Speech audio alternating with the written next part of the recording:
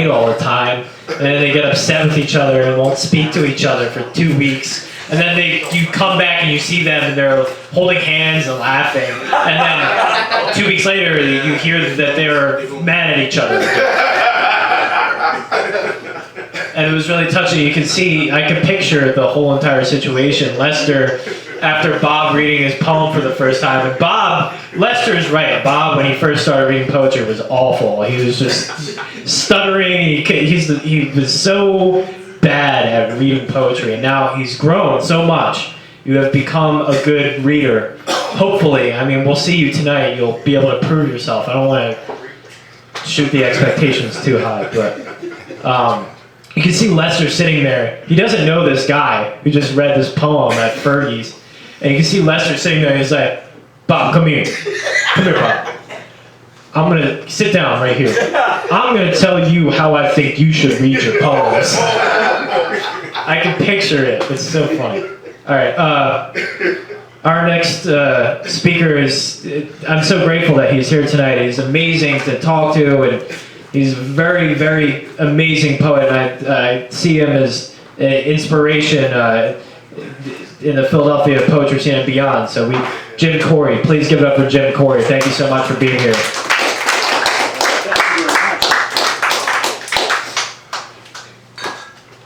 Bob, congratulations.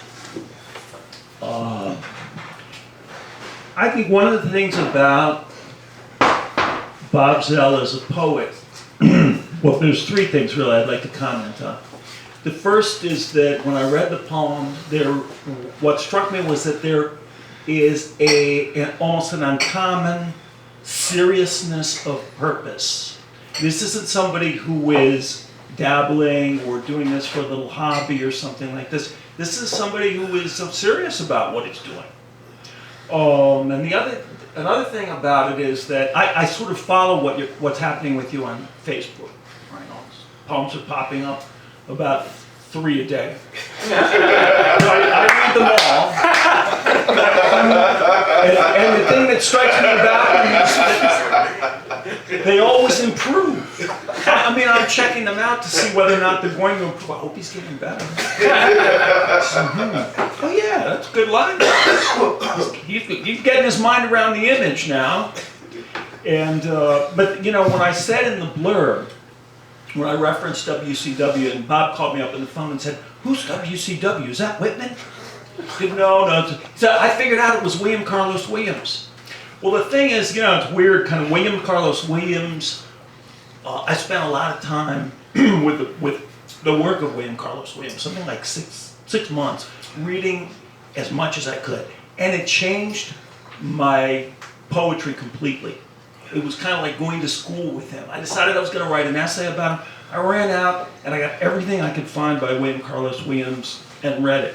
And so I could see what kind of an influence, and he's the big figure in American poetry. But it really comes to a lot of things that he said are so right on. But one of the things that I referenced in the blurb is that Williams says the poet thinks with his poem. So it's not a matter of just piling up lines, right, that are just seem to come together, and which ultimately makes for a rather boring experience. But instead, you've got a poet who goes after the material, what he's writing about, his subject, and you can watch him kind of think about it this way and then think about it this way and then move the level of thinking to somewhere else and then put it in another place. And that's really what is happening in these poems. The poet thinks with his poem. So this is from toward the end of the book, a poem called Flux.